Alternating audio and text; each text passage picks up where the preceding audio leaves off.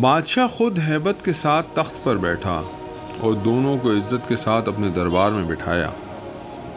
یہ دونوں بادشاہ کو نہ پہچان سکے اور حیران و پریشان ہوئے۔ بادشاہ نے ان پر سخاوت کی بارش برسائی، ان کے وجود سے ذلت کی گرد دھو ڈالی۔ دونوں فقیر سردی و بارش کی سختی کے بعد لشکر کے سرداروں کے ساتھ حیران بیٹھے ہوئے تھے۔ کپڑوں کے بغیر رات کو دن کیے ہوئے فقیر خوشبوؤں سے اپنے کپڑے مہکا رہے تھے۔ ایک دن جب وہ بادشاہ کے دربار میں شان و شوکت کے ساتھ بیٹھے ہوئے تھے، ان میں سے ایک فقیر نے چپکے سے بادشاہ کے کان میں کہا،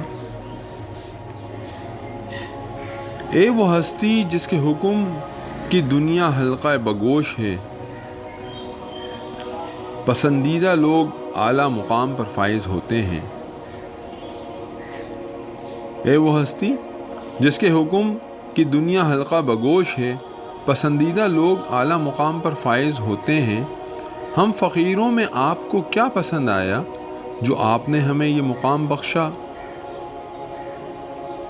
خوشی کی وجہ سے بادشاہ پھول کی طرح کھلا، ہنس پڑا اور فقیر سے کہنے لگا،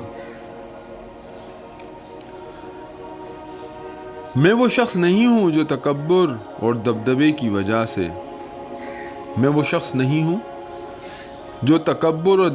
کی وجہ سے مسکینوں کی طرف سے منہ پھیر لوں۔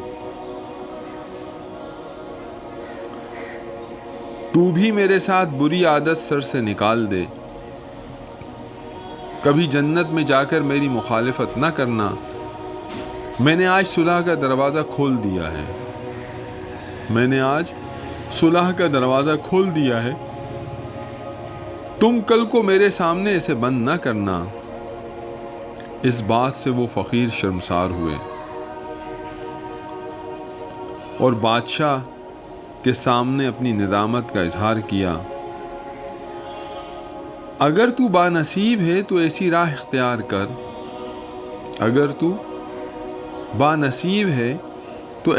اختیار کر، بزرگی چاہیے تو فقیر اور درویش کی دستگیری کر۔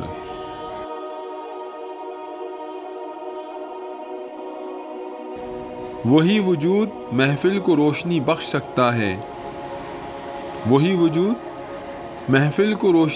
سکتا ہے، شمع کی طرح جس کے سینے میں سوز ہو۔